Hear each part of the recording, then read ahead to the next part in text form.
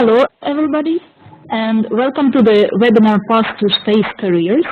My name is Anastasia Boyko, and I am a member of the Space Awareness team at European SchoolNet. I am moderating this session, and with me today is my colleague Enrique, who will provide technical support through the chat. You can see him with the Scientix account. Please address him any technical questions if you have any issues. And our presenter for this session is Dr. Frank Danesy, who will address key questions related to careers in space, job plans and career opportunities, academic disciplines needed, and so on. The presentation will last about 4 to 5 minutes and be followed by 15 minutes of questions and answers. In case you have any technical problems during the session, please write to Enrique. As I mentioned already, he is a technical support for the next hour. And write him a message in the chat personally, and he will help you. And at the end of the session, we will have some time to address questions to our presenter. So please share your questions in the chat, or if it's MOOC participants, you can use your Padlet below in Module 5. And now I will leave the floor to Mr. Danesy. Hello and welcome. Thank you for being here today. Thank you. It's a pleasure to be here. It's my first webinar, so I look forward to the experience. Yes, the topic is space careers, and it's a webinar session for educators. So while preparing the slides, I try to put myself a little bit into your shoes and to try to anticipate what sort of information you would be interested in, but as Anastasia already mentioned, there will be time at the end for questions, which I look forward to. There are essentially 6 questions that I have prepared some material for. The first has to do with the academic disciplines that we typically recruit in the space sector.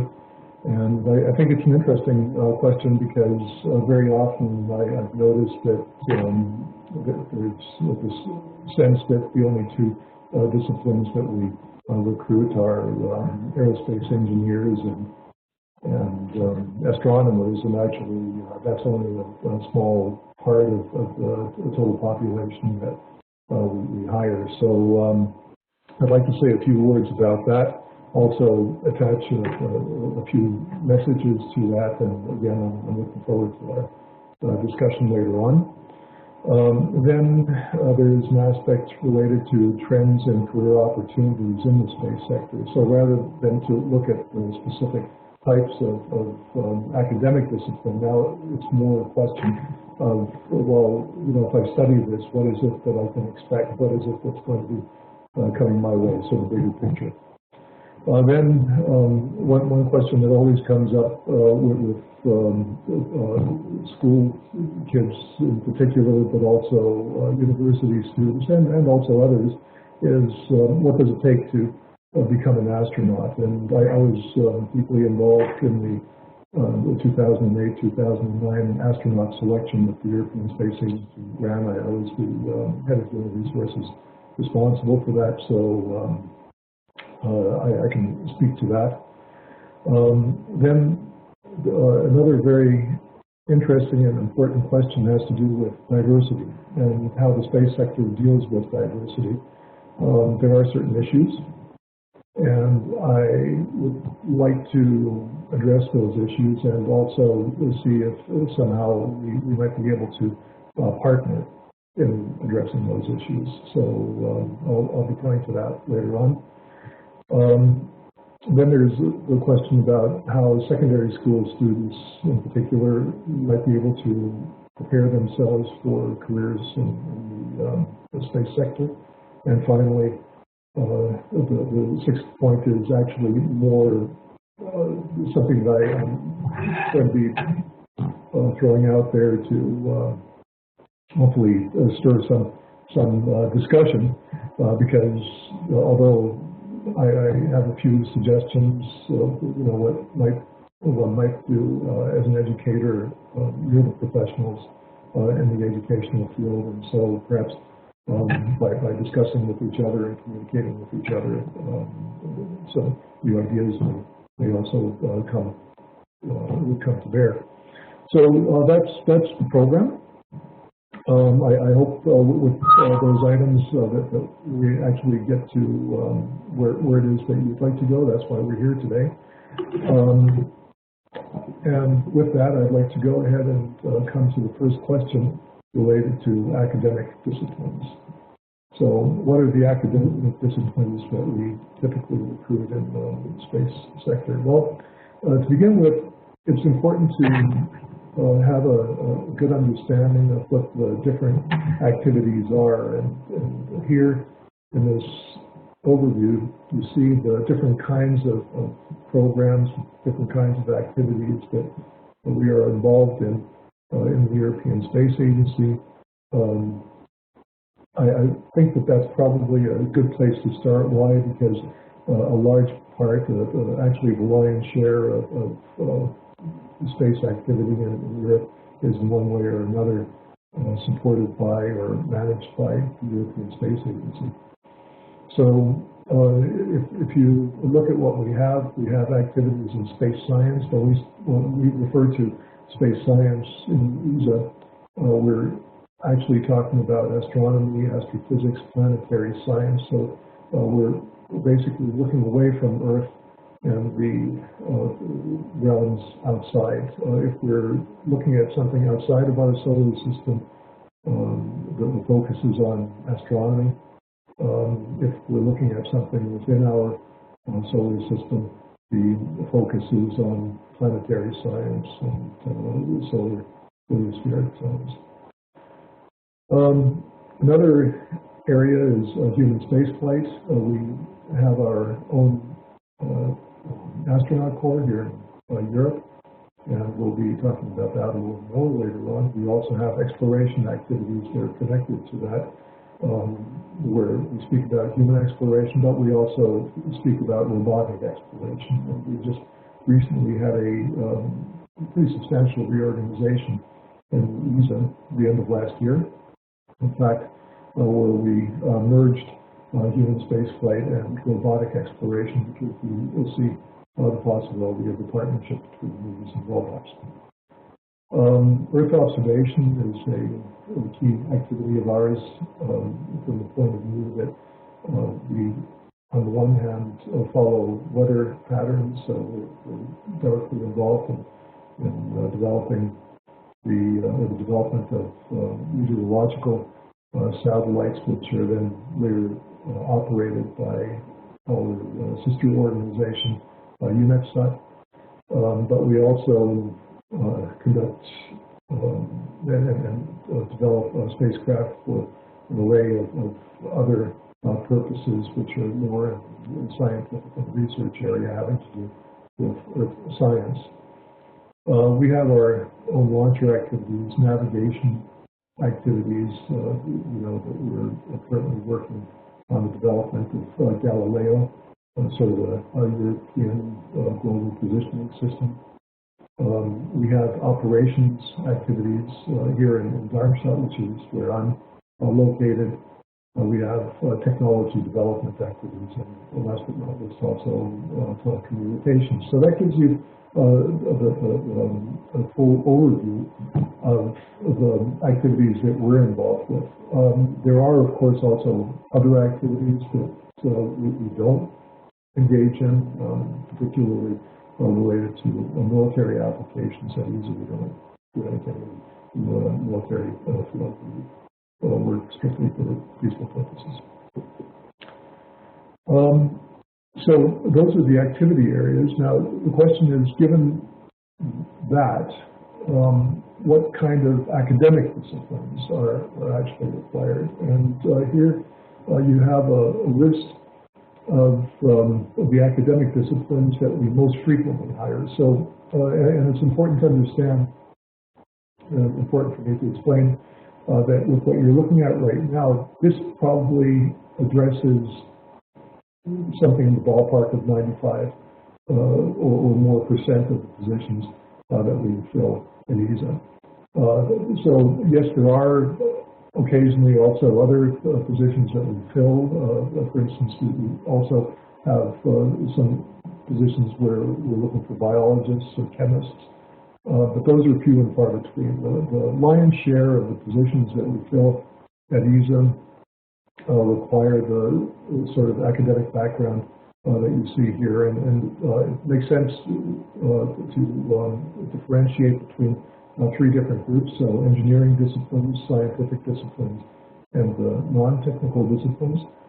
And here we come exactly to the point that I was referring to earlier on when I said that very often people believe that the only kinds of engineers that we hire are aerospace engineers.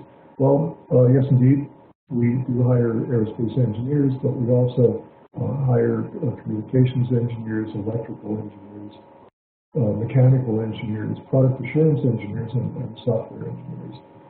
On the science side, the main groups are astronomers, astrophysicists, but also physicists. And in the non-technical disciplines, the typical areas are business administration, I could say, and economics, law, and communications. And a little more specifically on the business administration side, the areas that we focus on the most are related to human resources and to finance and accounting. So those are the academic disciplines.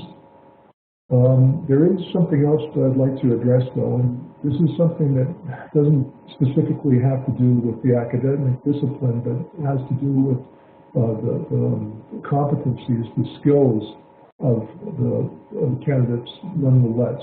And also here, we're already pointing a little bit in the direction of skills that students can, in some cases, already work on early on when they're still in secondary school.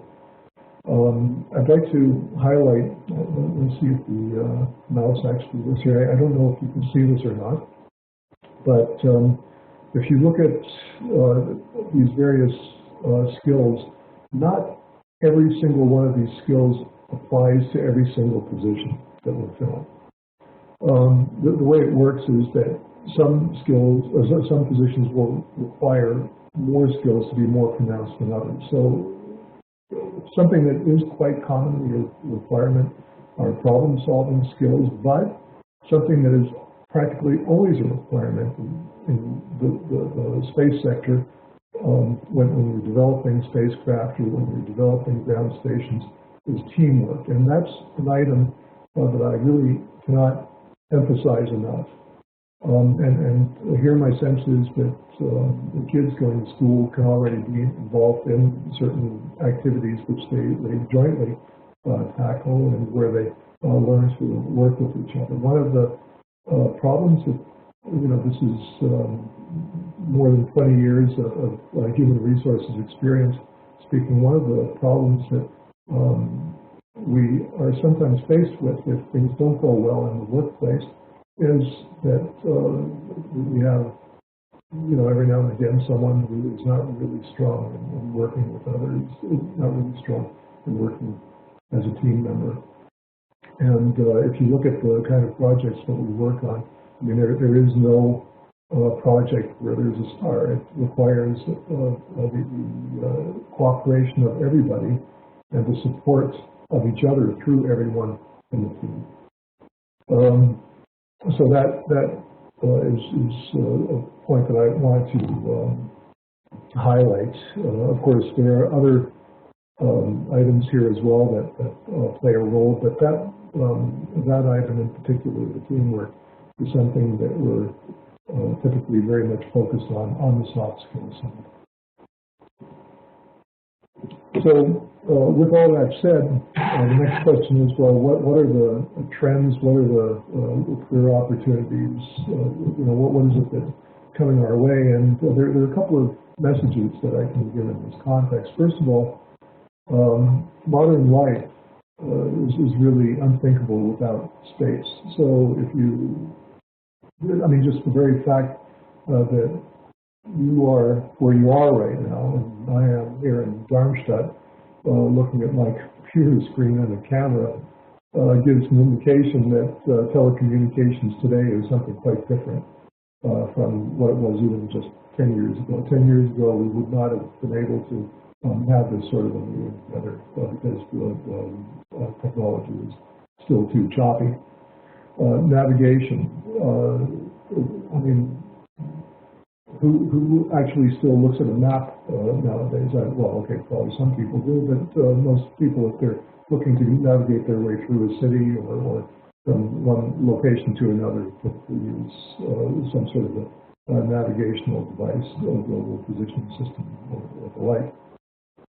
Earth observation. If you look at what the transportation fatality rates were, just to use one example, back in the 60s.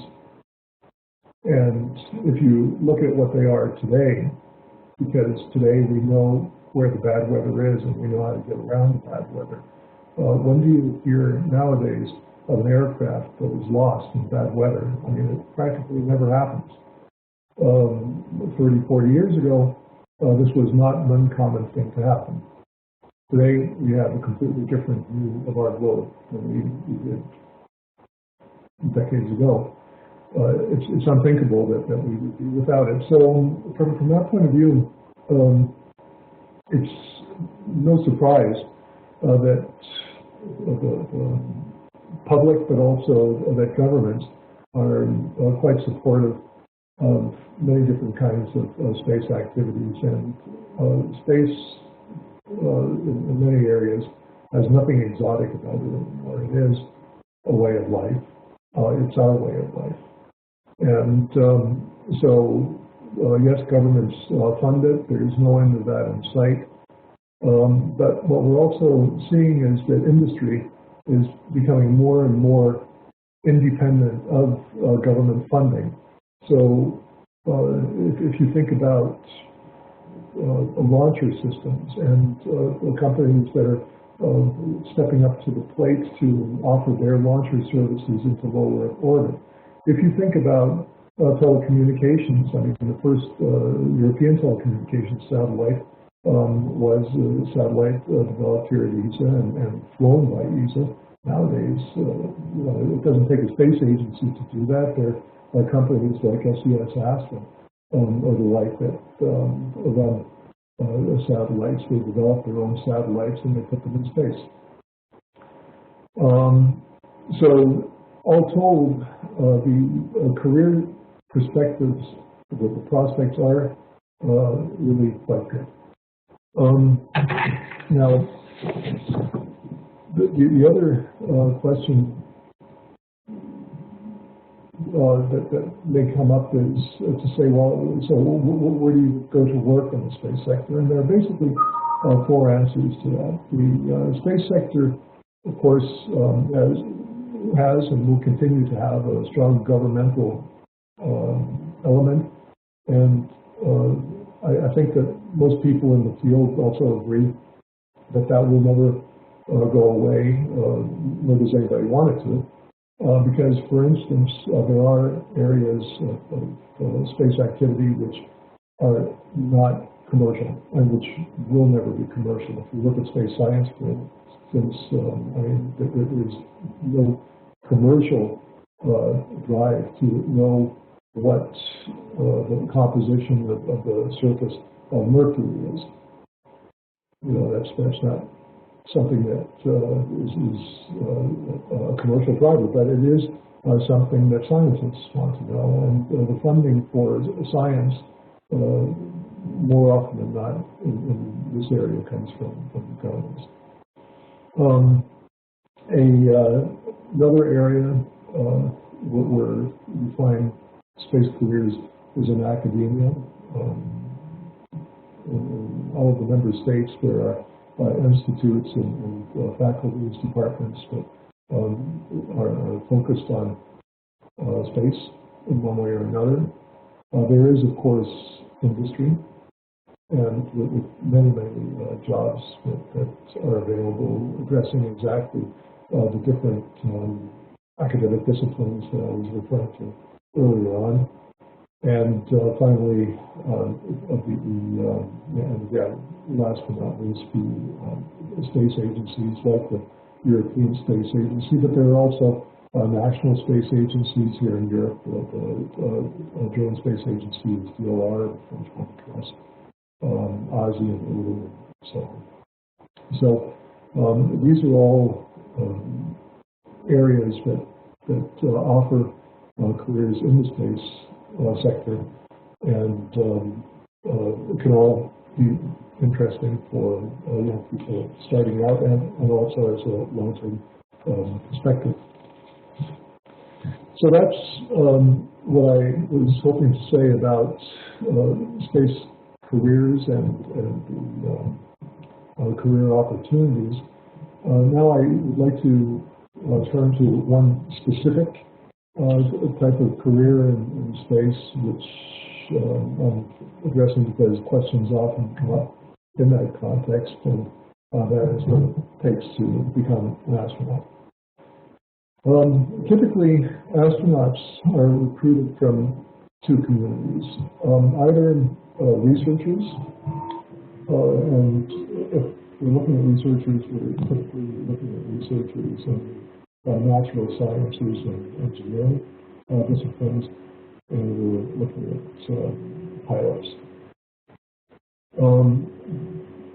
Astronauts have to have excellent health, so that there really may not be any sort of health history that could constitute any sort of risk for the astronaut.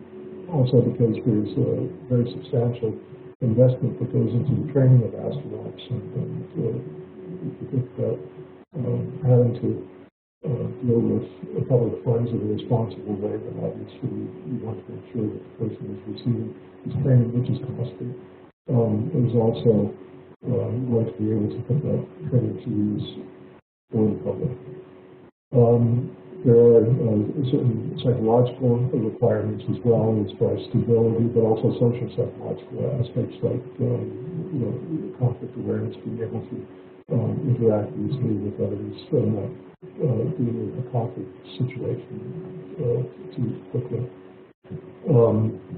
So these are just some of the points. Now, if you go down a little more, looking at the researchers, researchers typically astronauts typically have either a master's degree or a doctorate in natural sciences, medicine, engineering, mathematics, or informatics. But I think the real catch-all is natural sciences. I mean, if you look at Alexander Gerst standing just at the door of an aircraft there, the German astronaut Alexander Gerst. Alexander is a volcanologist who spent, in fact, he focused quite directly with both. His doctoral thesis was on volcanoes. The candidates typically have at least 3 years of professional experience, and they also have experience in other areas, just to name a few.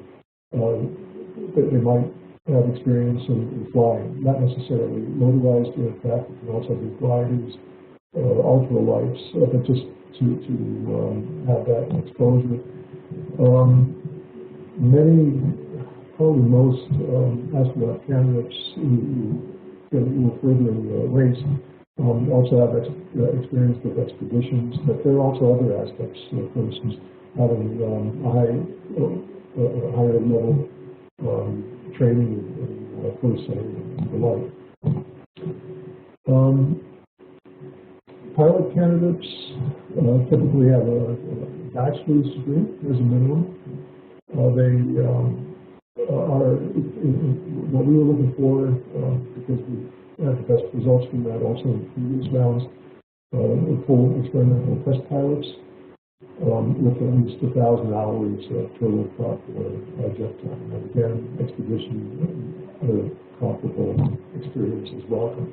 In the end, the way it works is it's a point system. The more points you have, the likelier you are to be invited to the interviews, and in the interviews, you see as well as happens. So that's we can go into that a little bit more later on if you like. I'd like to spend a little bit of time on the subject of diversity, and there I'd like to also deliver a couple of messages.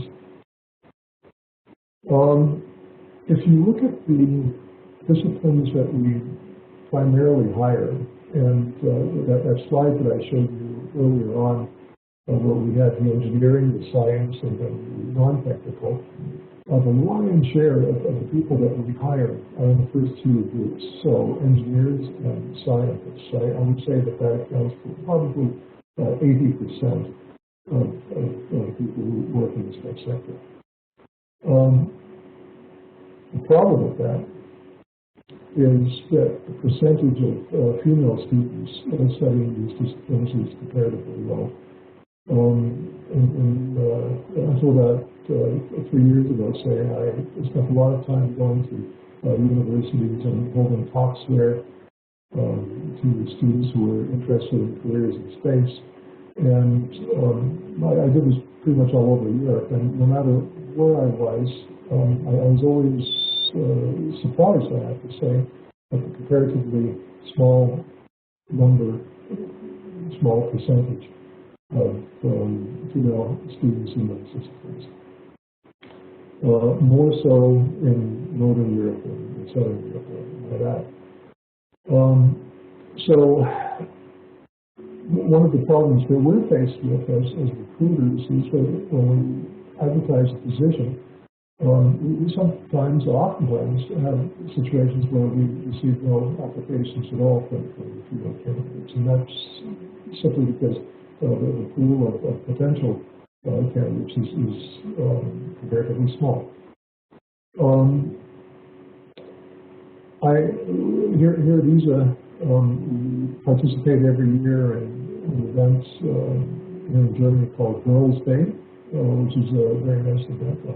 I'll say something about that a little later on. It's a good one because it basically gives us the opportunity to meet typically secondary school students, girls, young ladies who are interested in space, not necessarily to make it their career, but at least interested in it. And what we very often hear from them, though, is that they have the sense that while they find space interesting, intriguing, fascinating, they feel that it's not for them. And when you drill down there a little more and you try to determine, well, why is that? Then you sometimes really wind up in this sort of gender typecasting, which we find regrettable and which we would like to help do something about, which is also exactly the reason why we're welcome in Girls' Day, but also in other activities. One thing that is, I think, also interesting to know, and this is not because of anybody who's steering it that way, but statistically, what we've found here at ESA is that female applicants actually have a greater chance of being hired than their male counterparts have. I don't have any theory why that is the case. I've heard some suggest that perhaps it's because girls have to work that much harder and fight that much harder when they're in male-dominated disciplines like engineering. I don't know if there's any validity to that or not, but I can see that what I do see is that their success rate when we actually get to see them, when we get to invite them, is actually very high. So really what we would like to see is more applications from female professionals. The Girls' Day is something that I don't know how many participants we have here from Germany today or the friends of Germany, but it's an initiative here in Germany by the federal government. So sponsored by the federal government and supported by schools and employers. It's on one specific day, and the schools actually allow the students not to come to school that day, but to go visit companies, organizations. So we have been doing that. I posted, by the way, the URL for the English site that gives information about the USA. It's a great initiative, and we've been involved in those things for many years now. It's a good opportunity to let secondary school students, girls, know, for one thing, what it is that we do, but also to let them know that we'd be very interested in seeing more of them apply in later years when they're completed their studies. So we explain also what disciplines we're interested in and so forth. There are various things that ESA does, but also other organizations in the space domain do. There are special leadership training programs for women. We also have certain recruitment measures that we put into place, which we hope will also increase the number of applicants we can hire. We have a special quota, so we're able to make funds available specifically for female young graduates, university graduates, and we also work with universities, or have worked with universities to mentor female students and to give them a sense of guidance for possibilities for the space sector. Moving along, coming to the question of how secondary school students could prepare themselves for space careers. There are three directions that I was thinking to address. The first has to do with coursework. And if you look at the disciplines that I was referring to earlier on, the academic disciplines, it doesn't come as a surprise, I guess, but mathematics is certainly important subject in all those areas, but so is physics. And the space activities nowadays are, the lingua franca of space is English, and to a lesser degree, but also important French. Certainly in the political arena, space political arena, French is very important. Apart from that, there are certain skills I mentioned earlier. Teamwork is just key. I can't emphasize it enough. But it's also important for students to have, university students and but also young professionals to have strong written and spoken communication skills and strong analytical and problem-solving skills. So anything that they can do to improve those skills, they are skills. Of course, whatever they can do, they should. And then something that we've also often found when we have contact with students is that if there was some sort of an astronomy club, or if there were outings to observatories, and one day in an observatory or one day at a planetarium can really leave its mark with a student, and it's just absolutely incredible. How many people we have here, we sit together as colleagues, speaking over lunch, and how many of those colleagues said, yep, I had a teacher who took us to the planetarium, or I had a teacher who took us to the observatory, and that's when I had that initial push to work in the space domain. So this is something I want to do. So that is something that I don't think that it's possible to overestimate the influence we have on the kids, but I think that you've got to know that yourselves. There are also, if it's possible, to organize visits to space agencies or space museums. There's a really nice one, the Space Expo in the Netherlands in Northlight. If anybody's been there, it's a great place to get a feeling for what space is about.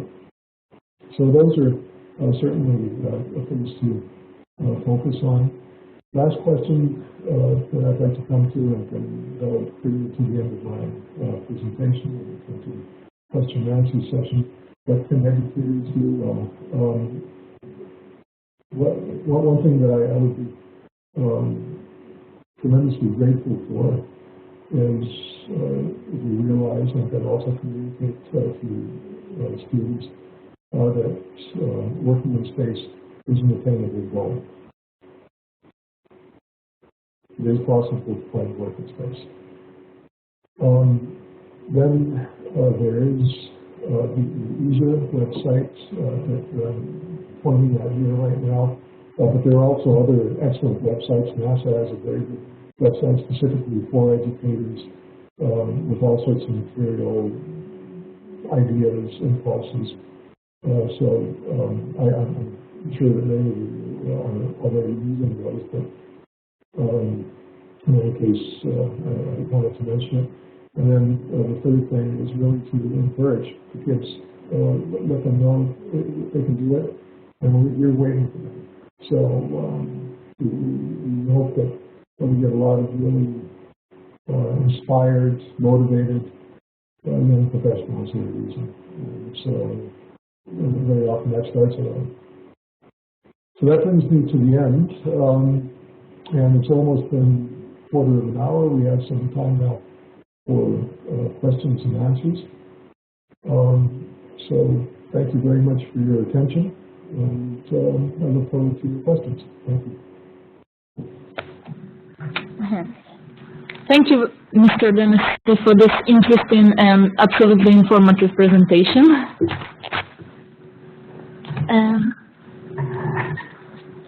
I think it was a very interesting presentation for all our participants, and we have received a number of questions.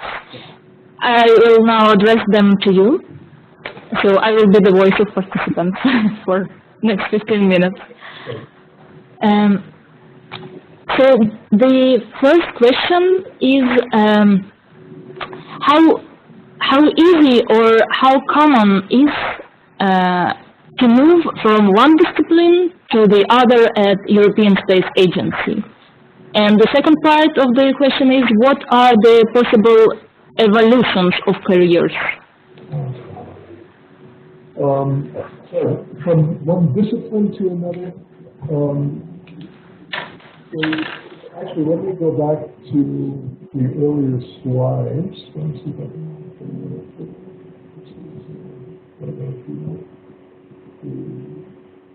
Bear with me. It'll be more meaningful if I can actually. There we go. Okay. So if you look at the disciplines that we have here, I don't know, can you also see the mouse moving around, or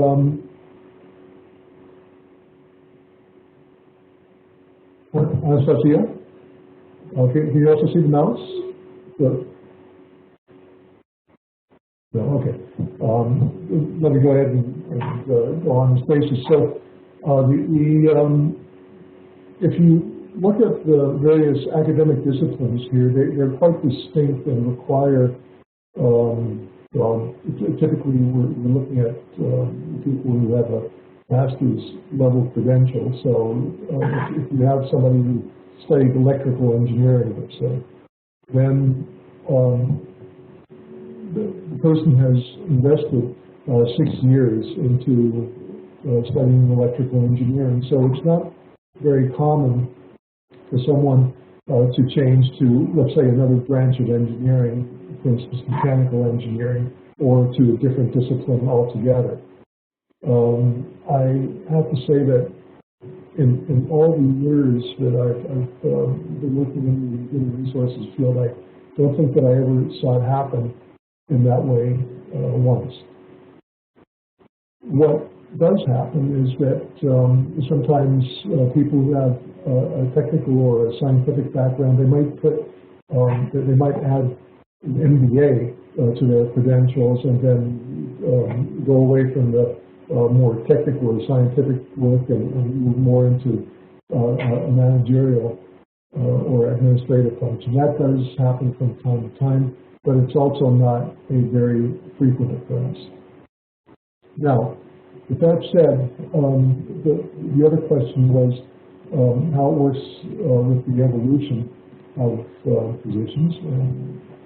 I'm struggling with a frozen screen right now.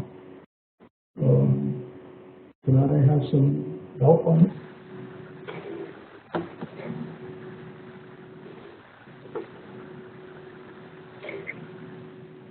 Hello? Yes, Mr. Danesy, I cannot actually, I think it's your computer giving some troubles. So we'll just have to look at that. So there was another slide that I would like to show right now. But, okay, we'll do without, which actually shows the different job families within a given community. So, for instance, if you look at engineering, here we go. I think it just came. Yes, very good. Okay, just bear with me 1 moment. And then I'll be able to take you to that extra slide.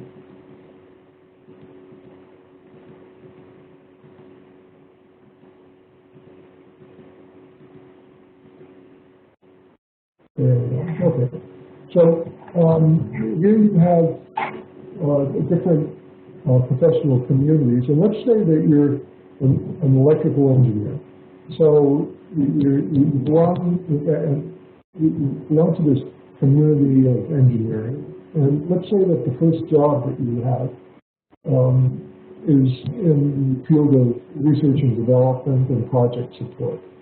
So your job is to really be at the cutting edge of the technological developments in that area, to know what's available so that if somebody in the project working on a certain satellite wants to have an update on what the latest technologies are, you will be there to provide precisely that information.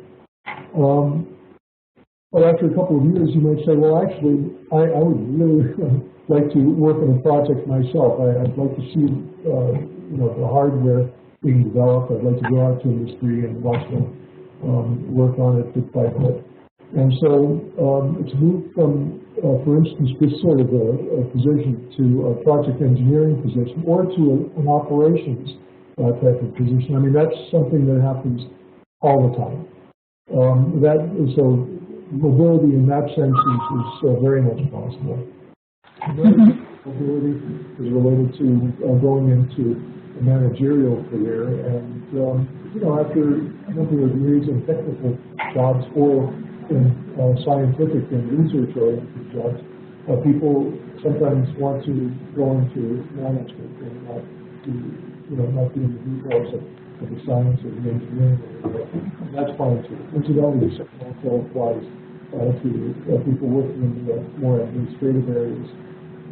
So if you want to move around, you can, and otherwise you can also move in the direction of eventually function. That's a very normal evolution, yes. Mm-hmm. Thank you. And the answer actually leads us to the next question. what would you recommend for someone who wishes to work at ESA, and how hard is to people from non-member states of European countries to work, to enter ESA careers? Sorry, did you say from non-member states? I didn't quite understand. The non-member states, so the countries which are not in European Union. Yeah, there was just a crack in the connection. I wasn't sure if you said non-member, so then I understand. Okay, so first of all, the recommendation.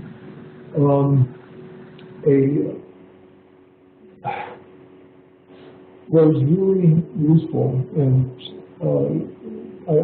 it's really a strong recommendation, is to have contact with ESA early on. So to do an internship at ESA, which might be 3 months long, longer perhaps if it's possible. The timing of it is kind of interesting, though.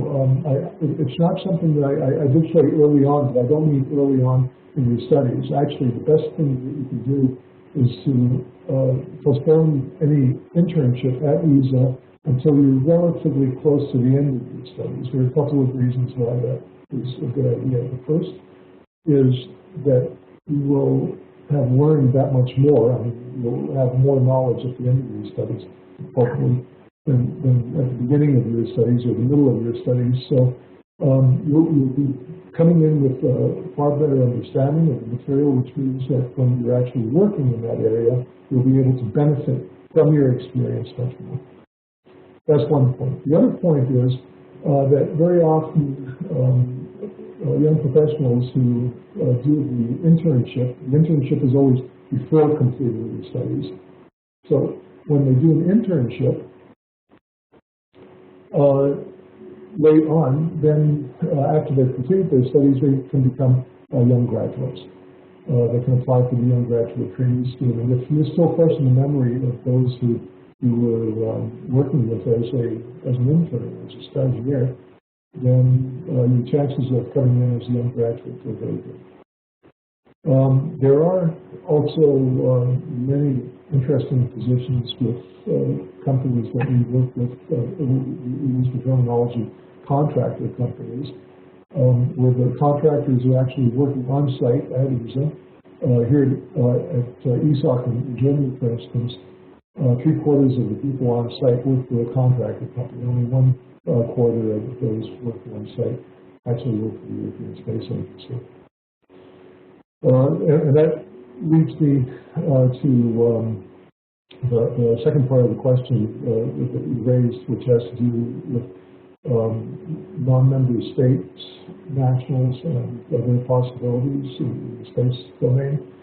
The European Space Agency is an international organization, gets its funding from the various member states, and so the first priority of professionals who you hire is supposed to go to nationals of those member states. The contractor companies that we work with are not they're not faced with that same requirement. So in fact, what you find is that with ESOP but also at other locations, we typically have a mix of people, many of whom come from non-member states, but they are then typically employees of the contractor companies. That said, we have had instances where we hired people from non-member states as well, but it's few and far between. And if you understand that, we're always looking to get the person who's most qualified for the position. We have a lot of highly qualified people who do come from the member states, and so that part is difficult. But it's not impossible. That's message number one. And message number two is with respect to the contractor companies who are also working at ESA on site. The possibilities are vast. Thank you very much for your clear answer. And there is one question from the participant of the Space Awareness online course, and it is about education and role models. So the teacher asks if it is possible to link her students directly with your engineers, technicians, and other people who may be role models to the students, and to listen to their testimonies. That's a great idea. It would have to be organized because, you know, if you take the situation here at ESOC, you know, many of our colleagues are on console steering a satellite, and so, you know, we need to let them do that.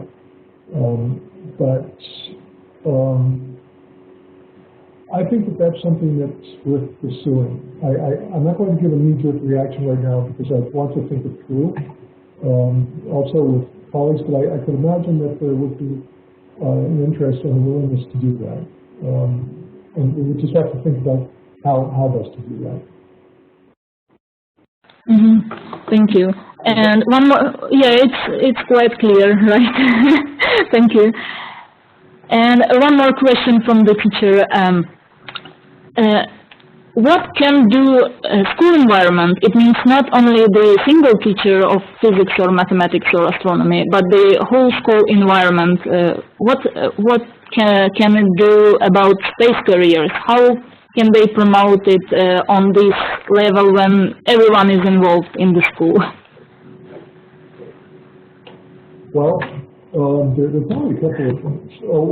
One thing is that if you, I mean, something that comes to my mind, again, very spontaneously, very swiftly, is that many of us who work in the space sector, and particularly in the European Space Agency, have at one time or another been invited to schools to speak to the students. And I mean, I've been based here in Germany now for over a decade, but previously when I was based in the Netherlands, there were quite a number of occasions when I actually went to schools and held talks about space and space careers. Other colleagues of mine have done the same, also colleagues here. So it's something that I think there are a lot of people who are very much willing to do that. Also because they're enthusiastic. I mean, one thing that you'll find pretty much anywhere in these space organizations is that people are really enthusiastic about working in space.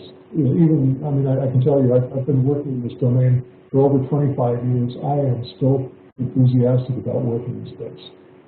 And so, you know, to have an opportunity to talk to the students and to try to transport some of that to them is great. So I can imagine that if you approach, I mean, very often the first contact is either through the education office. Very often the contacts come through the communications office or through the resources office, or perhaps you just know somebody. Invite them to the school, have them hold a talk maybe in the auditorium, you know, if you're prepared. So that's one thing that comes to mind. And like I said, there are a lot of people who would be prepared to do that. Another thing is what I was referring to earlier, you know, to go to observatories, to go to planetariums, to come to space agencies like the European Space Agency, like that, a tour which here in Germany is organized through Darmstadt Marketing. So there's somebody who's really an organization which actually specializes in doing this sort of thing. So yeah, I think that kids need to see it. They need to talk to real people who do that sort of thing. And if the school can somehow facilitate that, I believe that could be a good way to get there. Thank you. And I have no more questions, but I have a lot of thank you from participants. They are on chat, and they say thank you for your interesting and informative presentation, for your answers. And thank you from the Space Awareness team for your time, and thanks for everyone who participated. I hope to see you online sometime soon again in one of the upcoming webinars of the Space Awareness series. I would like to mention that the recording of the webinar with Mr. Danesy and the presentation will be available in the following days. So please follow us, please follow Space Awareness website, and follow us on social media. And thank you again, and have a nice evening. It was very nice to meet you. Nice meeting you. Thank you very much. Thank you. Bye-bye. Bye-bye. Goodbye.